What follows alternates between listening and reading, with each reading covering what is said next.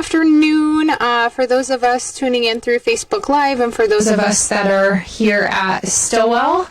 Definitely want to share with you about some upcoming events in regards to registration, but are also going to hit on two programs that we have here for both students and families that are super supportive during this time of year, and sometimes families are just unaware that we have these resources available. So again, my name's Erica Whittle. I'm our current principal here at Stilwell Junior High.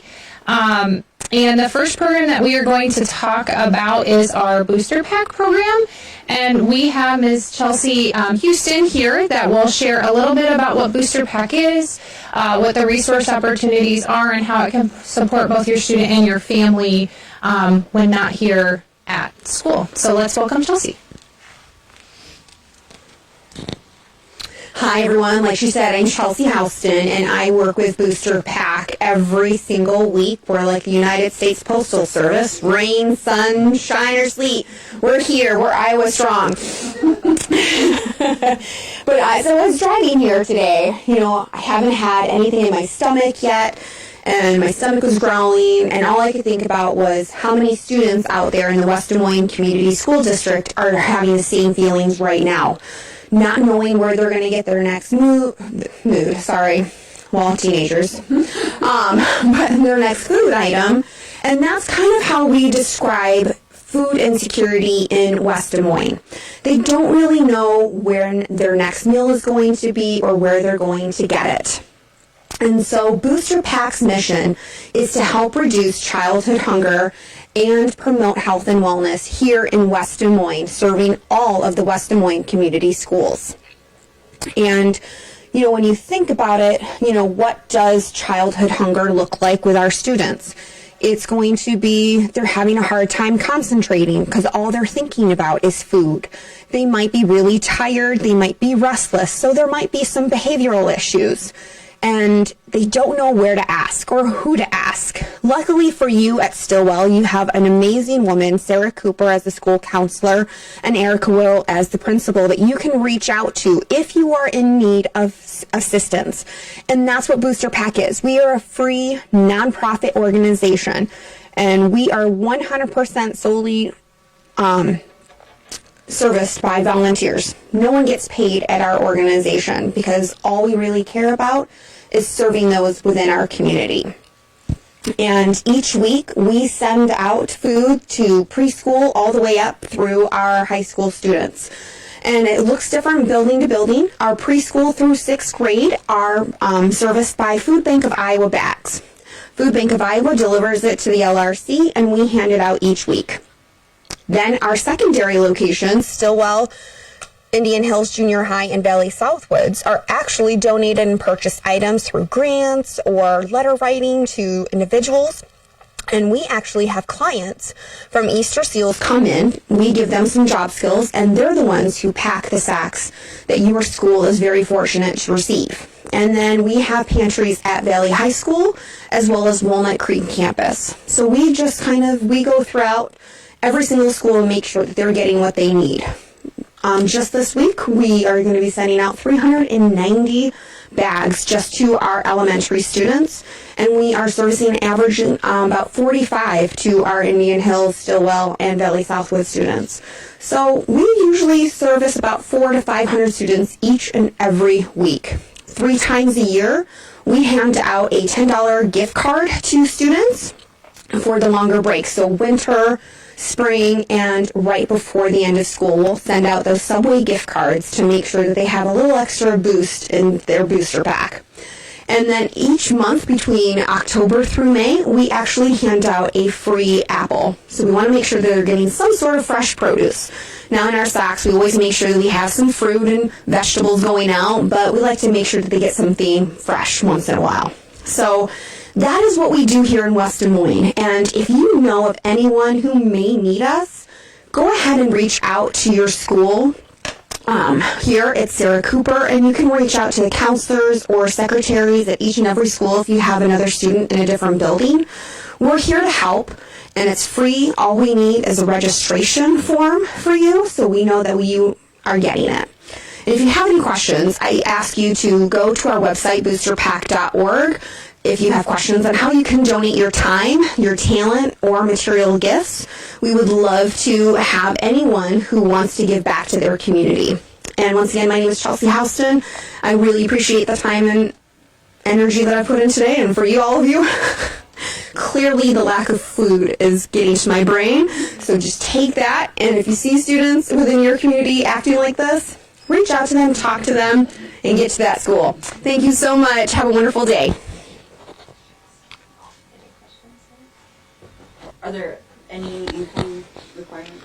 There is no income requirements. You know, my daughter could sign up if she felt like she could bring the form to me and be like, Mom, I don't know where my next meal is going to get. And I'm like, okay, let's talk about this. But she may have a friend that she's asking for. And then I would say, well, there's a registration form that she has to get from her counselor. And all she needs is a parent signature. And which I know is hard sometimes for students to go to their parents and ask for help or don't want to hurt their parents' feelings. And that's when the counselor can step in and kind of bridge that gap. Yes?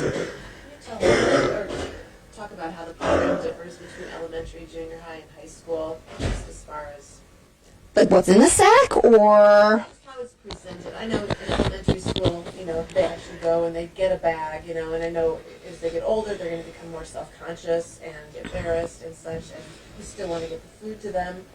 I understand there's a store or something like that Yep. at Valley, so just... So within our secondary schools, that's going to be our middle school and Valley Southwoods.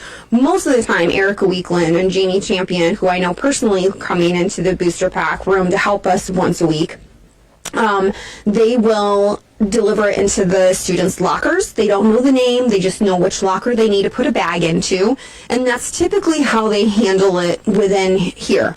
At the elementary level, it is just like whatever is going to work best at that school level. Crestview has over 100 students that are registered within our program, so it might be a little bit more difficult or time to go ahead and get them out. So they actually have students that they put them in the pod, and if they're a student that has it, their teacher will tell them to go out and get the bag. So it really is different.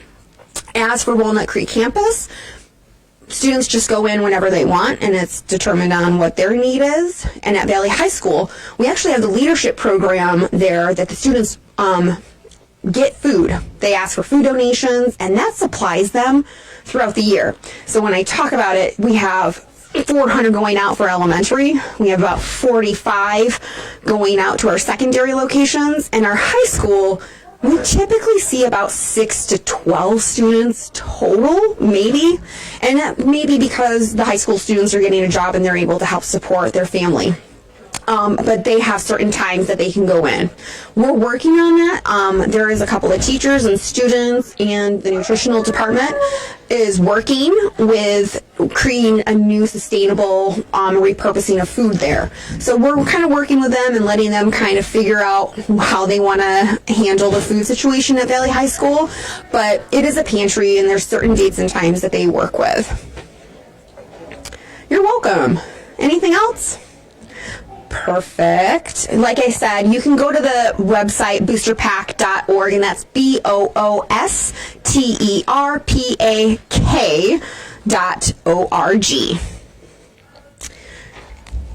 Is it them next? All right. Next up, we have, I believe it is, what's your name? Here's me, Steve. Steve with EFR. Thank you. All right. I'm going to put something up here. Oh, yeah.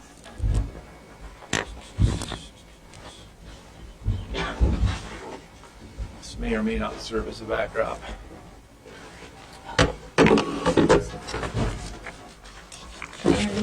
Yep. Thank you so much for sharing a little bit about how Booster Pack supports not only our building here at Stilwell, but how it supports really our students from when they start within our system all the way to when they graduate and move on. So the next presenter I have supports us from EFR, which stands for Employee Family Resources.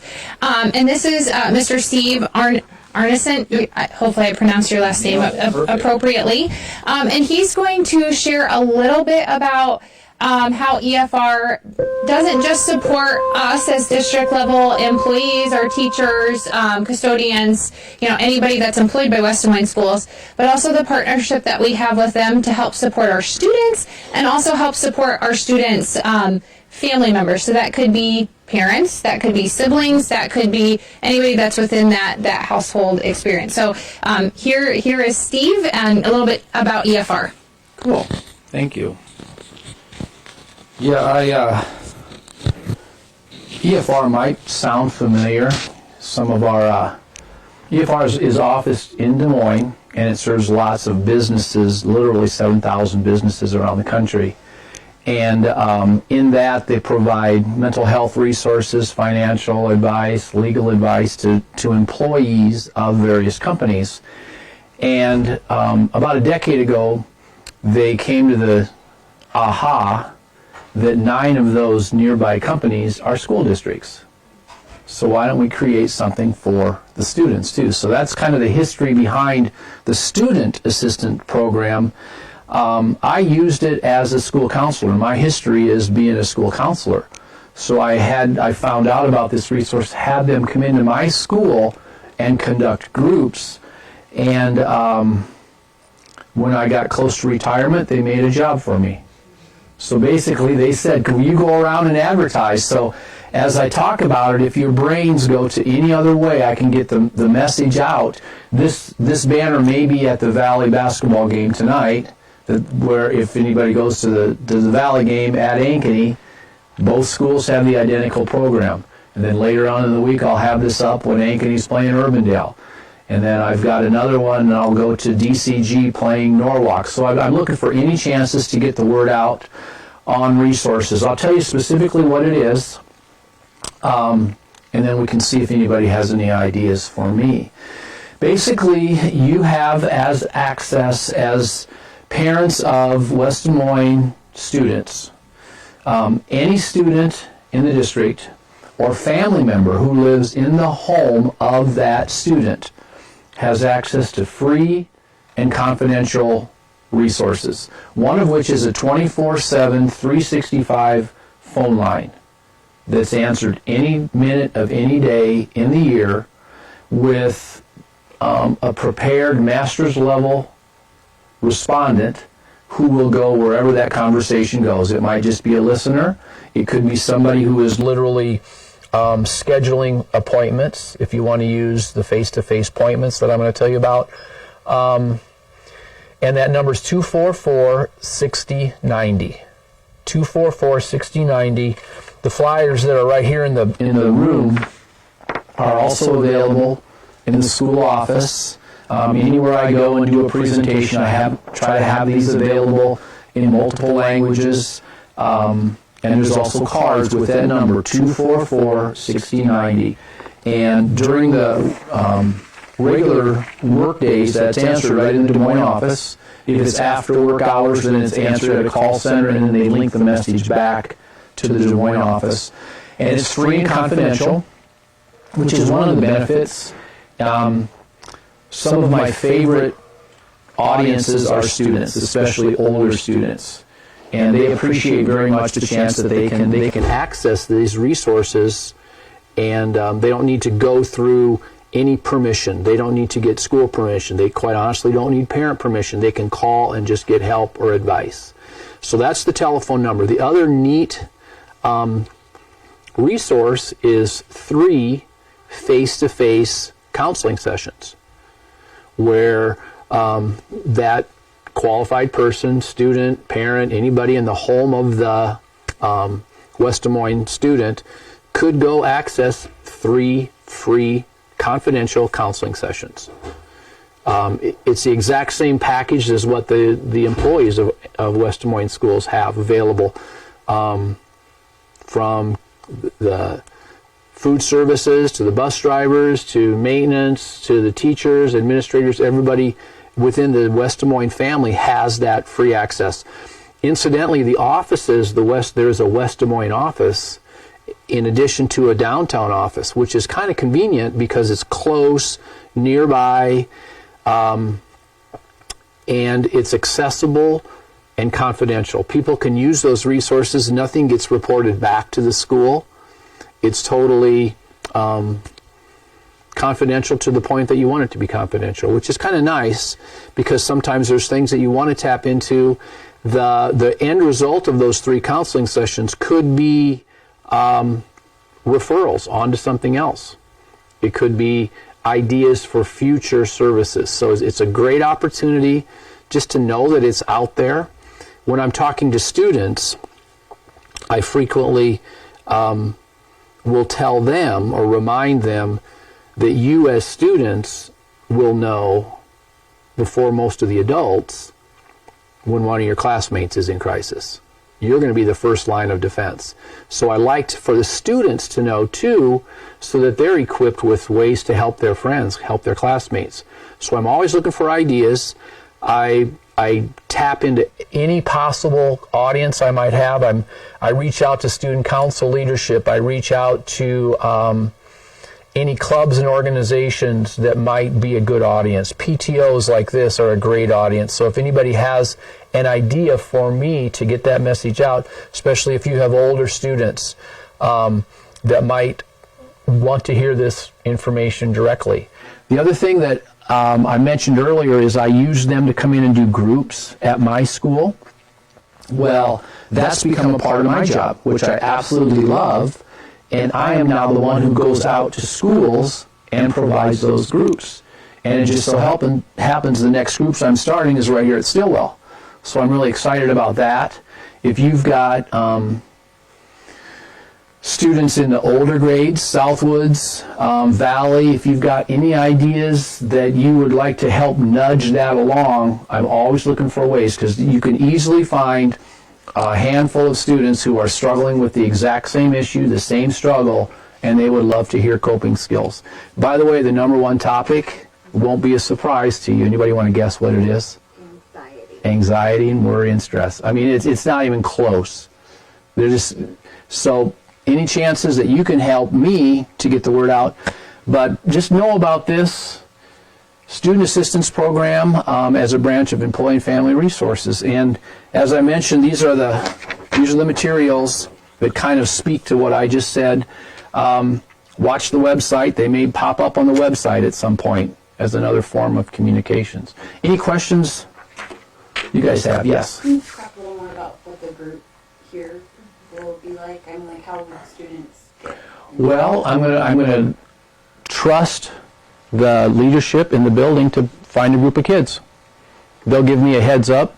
Usually I get a nice in advance heads up. Sometimes I literally walk into the room and the people will tell me, okay, what you have in here is, and then I just tap into whatever I remember. Yeah. So I don't know specifically. Do we know? Okay. Yeah.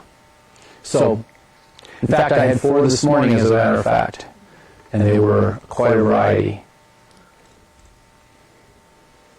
Those groups usually go about 4 sessions, but it's kind of flexible.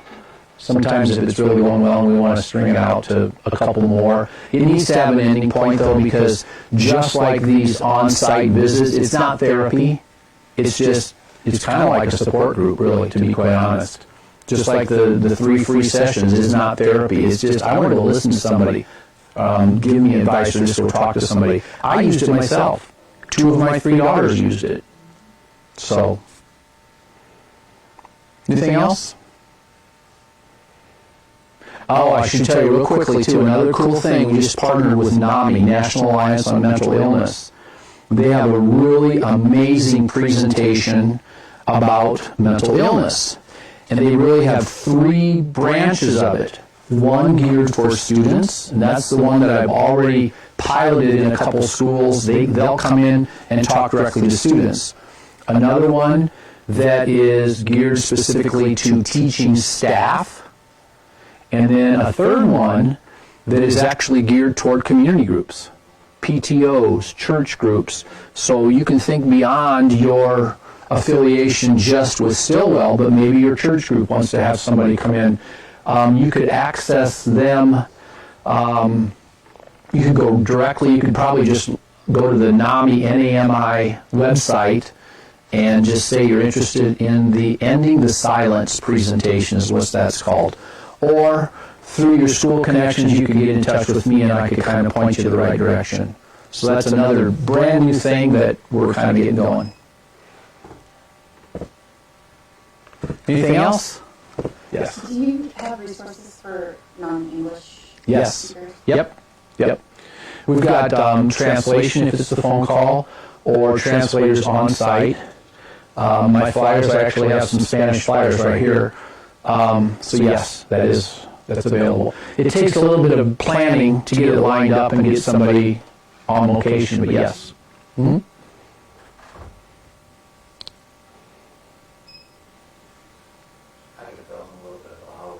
Yeah, if you want to.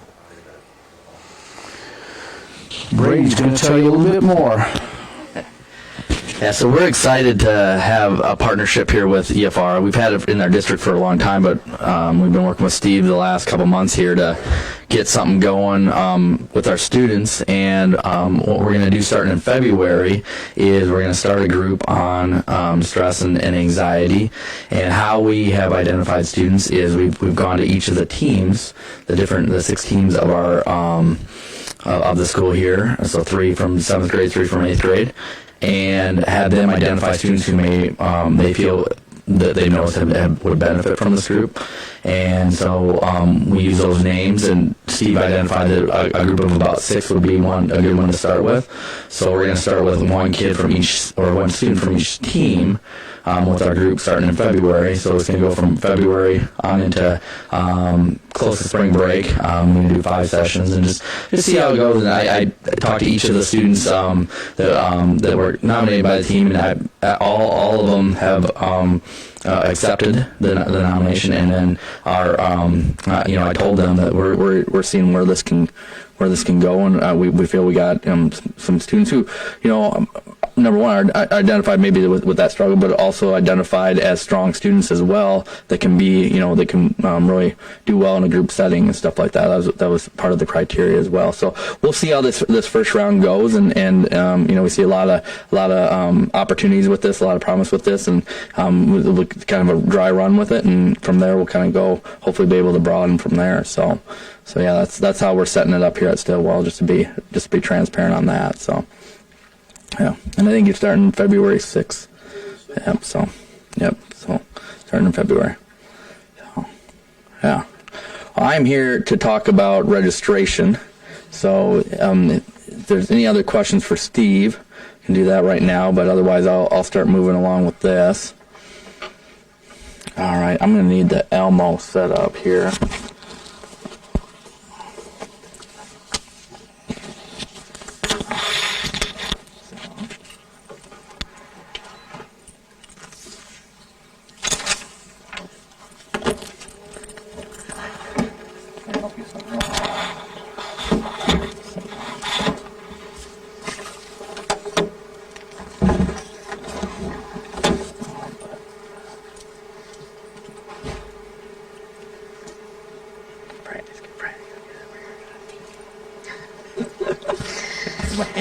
How many Stilwell staff members does it take to? Oh, if it's you, it's just one.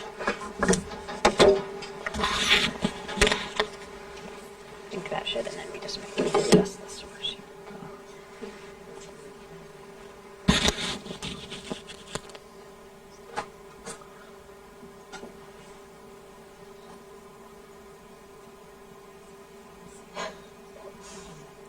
Now, it's definitely on.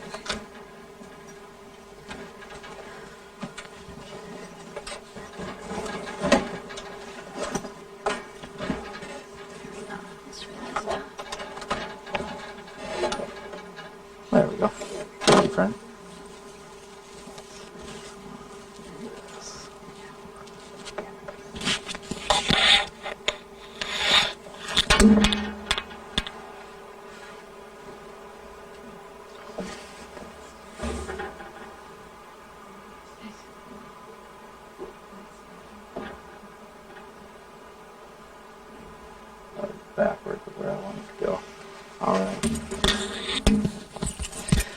All right, so I'm going to start talking about our registrations coming up here with our seventh grades going into 8th grade and our 8th graders going into 9th grade.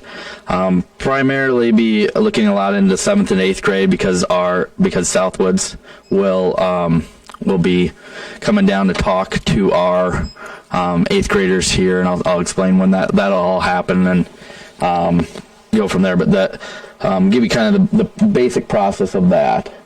But for 7th to 8th grade, on Friday, January 31st, so a week from this Friday, I'll be meeting with all 8th graders, or 7th graders, in their science classes, and we'll meet in the auditorium, have an opportunity to tell them a little bit about the 8th grade offerings, the elective offerings, the advanced classes offerings, and then just a general explanation on how the schedule works for them. As they get into 8th grade, they get a little bit more opportunity for choice. And what I have up on the screen right now is our 8th grade registration form. And so what I do is I have a PowerPoint that we go through as with the students, describing what the options are for their elective classes. Anywhere there's a blank is an option for an elective class. You'll see up there support 1, support 2, support 3. If a student is currently in a reading resource or a math resource or a learning lab support, those will be listed on their form, just so that you have a heads up. So parents have a heads up, okay, they're in it now. Now, things can change throughout the end of this year and stuff like that, but we want to identify on there, okay, they're in that resource now. We're anticipating them being in it into the next year. Some kids are in 1 support, some kids are in 2 supports, and some kids are in 3. So we want to make sure we identify those on there. If there's, if they're not in any supports, then those spots are opened up for options. So you see there is a spot alternating PE on line 5 there. What most kids will, what our options there for 8th grade is either music or a study hall, unless they're in the support there. But then line 6 and line 7, those are where they can do some of the academic electives, such as, which are listed on the bottom here. They can do art, communications, media, drama, foods, sewing, gateway to technology, engineering, tech, and then also we have our Spanish, our year-long Spanish as an option as well. And so students will receive this form, which will be personalized for them based on what, again, supports and stuff like that they have, and then take it home for parents to fill out with them. They will also receive a gray curriculum guide, which will be used, which has all the descriptions of all the classes, all the elective classes, as well as all the advanced classes, and give you an opportunity to kind of look through a lot of it. I will also create a video for students who weren't present on that Friday, and also for parents, which will be sent out, which will explain the whole process of how to get signed up for classes. It's pretty self-explanatory throughout it, but it can get kind of confusing with some of the blanks and stuff like that. So I explain, how it works with all those different things there. So that's the front page, and then on the back of the sheet will be our sign up for a couple different things. The first thing will be our project-based learning. So students will have the option, they'll identify if they're in project-based learning or not as a 7th grader.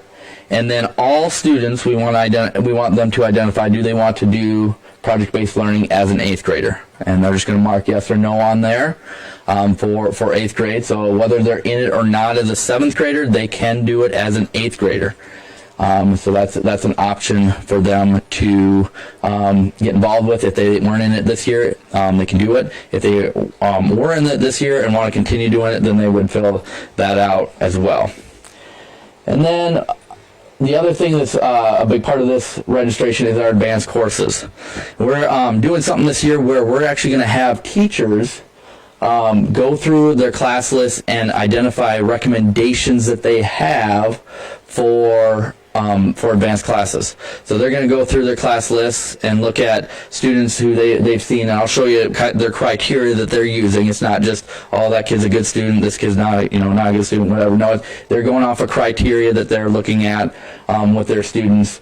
And when you receive this form, you will see an X either on the advanced classes for that, so they could be in, if they are recommended for advanced physical science, there'll be an X next to that box there. If they're recommended for the 8th grade science, there'll be a box on the right hand side there. Same with advanced social studies, same with advanced English. So each of their core teachers are going through this, their science, their social studies, and English, and going through and identifying whether they recommend doing advanced courses based on what they've seen their former students doing and based on the criteria that they've used. Now, the thing about this is, whether they're recommended or not, you still have a choice as a parent and as a student to do either or. So if your student is recommended for advanced science, but you'd rather them take the regular 8th grade science, you can choose to override that, and all you do is just cross out the X and put the X on the other side. So we just want to add another layer on there for communication of, okay, based on what the teachers are seeing, and I'll show you that criteria that they're looking at. This is what they feel would be a best fit for them. And again, that's not an end-all, be-all, but it's just a way for them to talk about. Now, if you do change one way or the other, we do recommend that you talk with the teacher, either through email or also you could wait till conferences. These are going to be due prior to conferences. The registration forms are going to be due prior to conferences, and mainly because we need to get the numbers back pretty quick on our classes. But things can change. All right, so if you talk to your teacher during conferences and they say, you decided to not do the advanced science, but I think your student would really be a good fit for that, and you decide to change it, we can make that change. Not a big deal. But we want to, again, just have that communication out to our families. Hey, this is where the teacher kind of feels your student is at.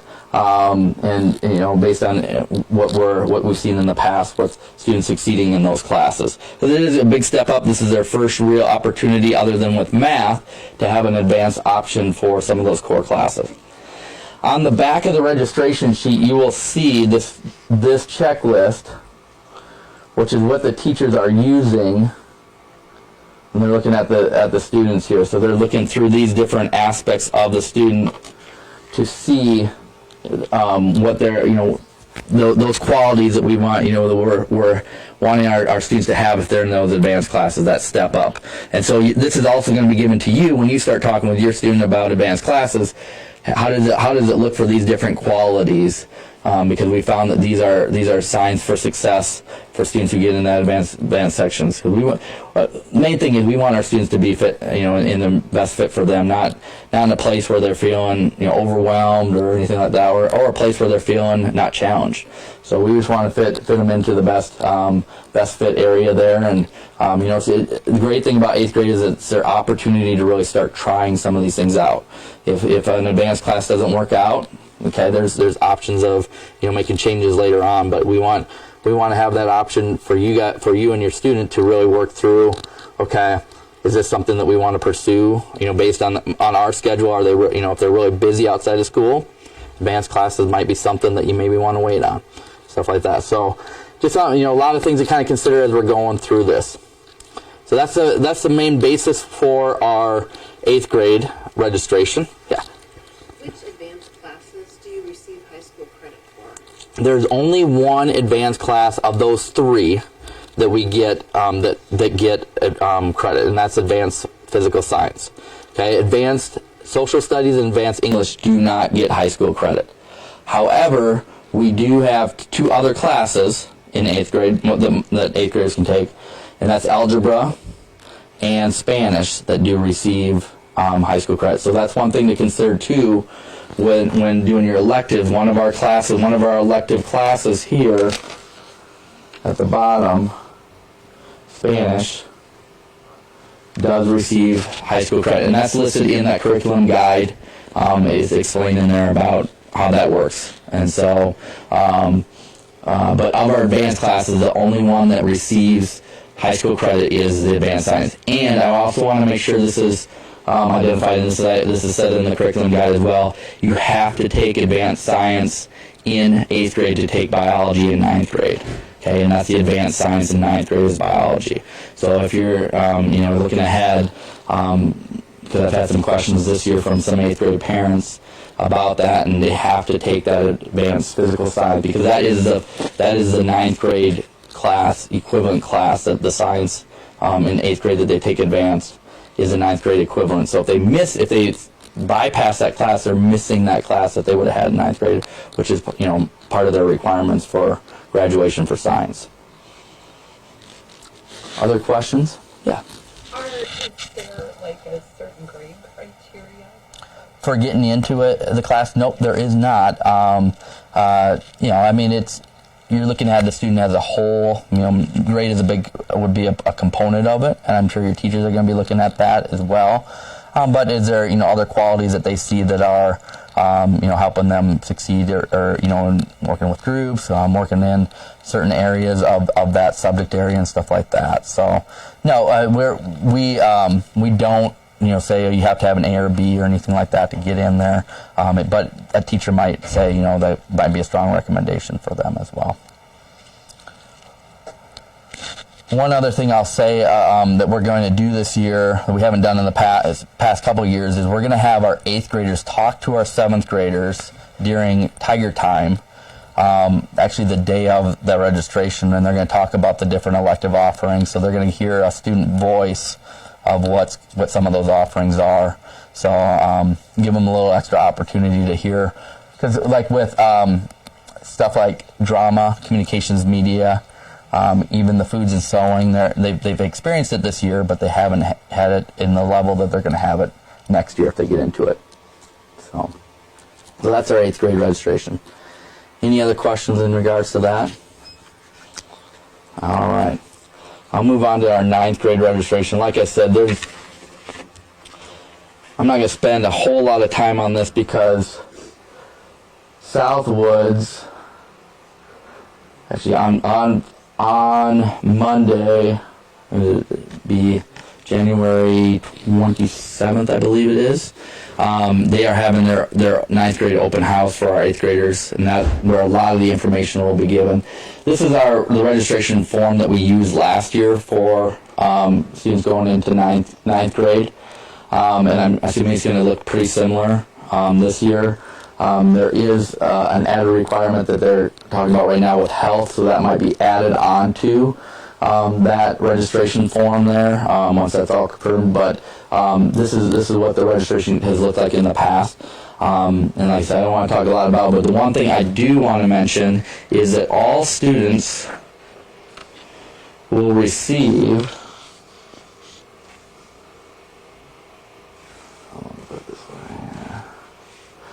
their completed 4-year plan that they did back in November. And so I made a copy of each of them because it goes through, if you look here, it goes through the 9th grade year of what they decided would be a best fit based on where they're at right now with their classes. And I told them when we created this, there it is. When we created this, things can change, but this is just a guide. So they created this back in November, looked at some different elective offerings that are offered in the high school, and it goes all the way through 12th grade, but we want to have them have the opportunity to use this for their classes this next year and identify, okay, these are the things we felt were a good fit in November. Let's maybe go that route, or maybe we want to try a different route on some of those things. Regular classes, advanced classes are all listed on that document. So that's something that we're gonna give them a resource when they start signing up for the classes. The counselors at Valley Southwoods will be of great assistance as well in talking about each of these different classes, just like I do with the 8th graders, making sure that we have a lot of information out there. They do a good job of really explaining a lot of that stuff, but we want to just give them another resource that they can use that they've already completed themselves to help them make those decisions. All right, any questions about 9th grade registration?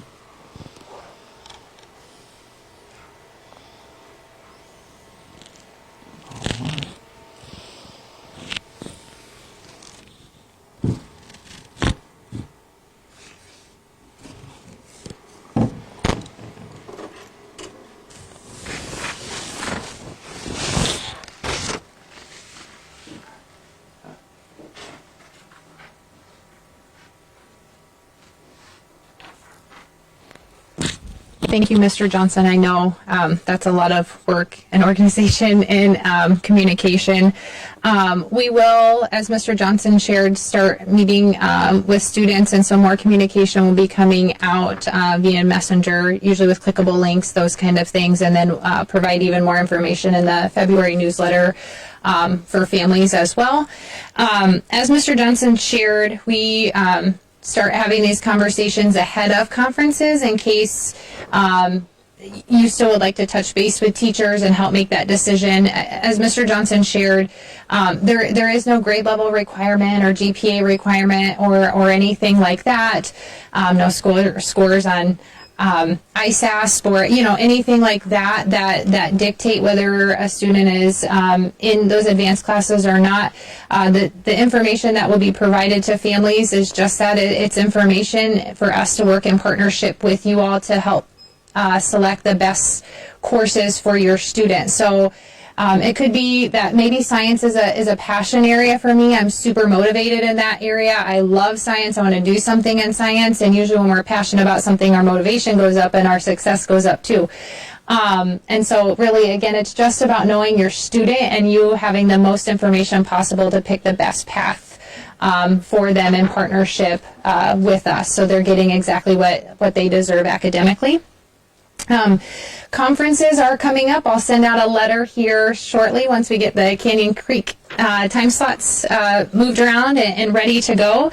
But just a reminder that they are Wednesday, February 19th from 2:30 to 7. We'll have open time slots available to meet with teams. And then Thursday, February 20th from 3:15 to 7. So we have that little extra early time on Wednesday, and then we'll meet on Thursday. And this is just a pre-thank you to PTO and our families, because I know they've already reached out and said that they would be providing our staff dinner those evenings. And so thank you so much for what you do to nourish our staff when I go back to thinking a booster pack, because those can be long days for our teachers and lots of talking and conversations, and you'd be surprised how wore out you are by the end of the evening having all those good conversations. So we will have that time in February. With spring break in the short month of February, our next meeting isn't until April 7th. And so we'll do that through another Facebook Live event here in our building, and hopefully as we kind of come to a conclusion, because we have one again then in May, we can kind of celebrate our progress as a building and the wonderful things we've been able to accomplish through this partnership and support of our staff and our students. So does anyone have any questions of me, anything that I can help answer, facilitate at this time?